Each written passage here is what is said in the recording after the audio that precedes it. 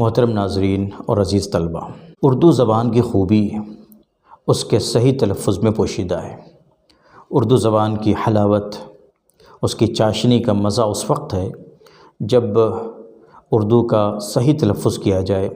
ہم کوئی اردو کتاب پڑھیں یا اردو میں تقریر کریں تو اس کی خوبی اس کے صحیح تلفظ میں، درست تلفظ میں ہے۔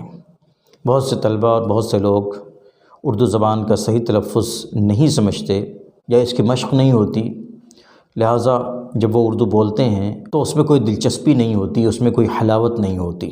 آج میں آپ کو بتاؤں گا کہ آپ اردو کیسے پڑھیں، اردو میں تقریر کریں تو صحیح تلفظ کیا ہوگا، حروف کی صحیح ادائیگی کا کیا طریقہ ہوگا۔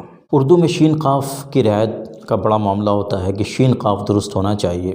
کسی شاعر نے یہ شعر کہا کہ تجھے ہے شوق بڑوں سے مکالمے کا، اگر درست پہلے تیرا شین قاف ہو جائے، درست پہلے تیرا شین قاف ہو جائے۔ اردو تلفظ میں اصل معاملہ شین قاف ہی کا ہے، شین درست ادا ہو اور قاف کی رعایت ہو، اس سے اردو میں خوبی پیدا ہو جاتی ہے اور سننا اچھا لگتا ہے، اردو کی تقریر ہو تو اچھا لگتا ہے۔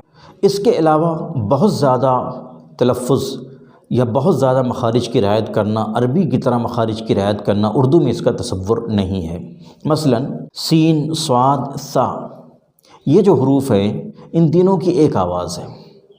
ہم اردو میں ثابت نہیں بولیں گے، ہم اردو میں ثواب نہیں کہیں گے، یعنی ثا کو عربی کی طرح اس کے مخرج سے ہم نہیں نکالیں گے۔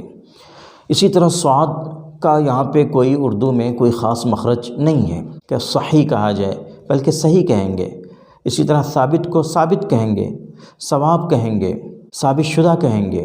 تو سین، صاد، سے ان کا ساؤنڈ ایک ہے، یعنی سین کا ساؤنڈ ہے۔ اسی طرح ضاد ہے، دو، ذال، زے، ان سب کا ساؤنڈ ایک ہے، زے کا ساؤنڈ ہے۔ مثلا ضرورت کہا جائے گا، یعنی کہ ضرورت آپ کہیں، ضرورت کہا جائے گا۔ اسی طرح ظالم کہا جائے گا، ظالم۔ ذخیرہ، ذرہ نوازی، ذرہ نوازی نہیں کہا جائے گا۔ تو بہت زیادہ عربی کی طرح بہت مشکل معاملہ نہیں ہے، لیکن شین قاف بہرحال درست ہونا چاہیے۔ اور بھی کچھ چیزیں ہیں، مثلا خا اور غین، اس کا تلفظ صحیح ہونا چاہیے۔ خا اور کھا میں فرق ہونا چاہیے۔ خابیدہ کہیں گے، رکھنا کہیں گے، اب رکھنا آپ بول دیں یہ غلط ہو جائے گا۔ اسی طرح غین اور گاف، اس کا فرق ملحوظ رکھیں گے۔ ہا کی کچھ رعایت کر لیں۔ عین کا بہت زیادہ مخرج نہیں نکالا جائے گا، عین کی بہت زیادہ رعایت نہیں کی جائے گی۔ مثلا آپ شعر کہیں گے، شعر سنیے، مشاعرہ، مشاعرہ یوں کہہ دیا جائے گا۔ اسی طرح تا اور تے یا تو اور تے کہہ لیجئے، ان کا ساؤنڈ ایک ہے، یعنی تے کا ساؤنڈ نکلے گا۔ مثلا ہم کہیں گے طالب علم، ایک طالب علم مجھ سے ملنے آیا۔ طالع، طلب، طلب علم یوں کہیں گے۔ ایک چیز ہے اردو تلفظ میں، اس کا بھی خیال رکھنا چاہیے، نون غنہ صاف ادا کیا جائے۔ مثلا کرے اور کریں، اس میں فرق ہونا چاہیے۔ آپ حضرات ایک کام کریں، نون غنہ نکلنا چاہیے۔ وہ لوگ یہ کام کریں، نون غنہ کی رعایت ضروری ہے۔ آخر میں اگر ہا آ رہا ہے تو پھر اس کو وضاحت سے ادا کرنے کی ضرورت نہیں ہوتی، بس الف کا ساؤنڈ کافی ہوگا، الف کی آواز آئے گی۔ مثلا اندازہ، یعنی کہ اندازہ ایسے نہیں بولیں گے، اندازہ۔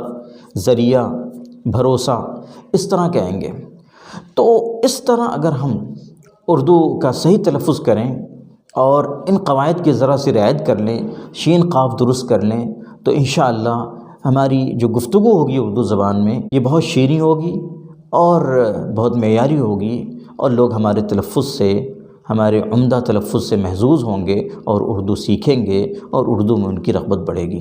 ہم اس طرح پڑھیں۔ مدرسے کے طلباء بطور خاص اس چیز میں پیچھے رہتے ہیں، ان پر چونکہ عربی کا غلبہ ہوتا ہے تو وہ اردو میں بھی عربی تلفظ کی اور عربی مخارج کی وہ باقاعدہ نقل کرتے ہیں، اس سے بچنا چاہیے۔ عربی کا تلفظ، عربی کے مخارج کی رعایت الگ ہے، اردو کا تلفظ اور اردو کے مخارج کی رعایت الگ ہے۔ یہ ویڈیو اگر مفید ہے تو دوستوں کے ساتھ شیئر کریں۔ السلام علیکم ورحمۃ اللہ۔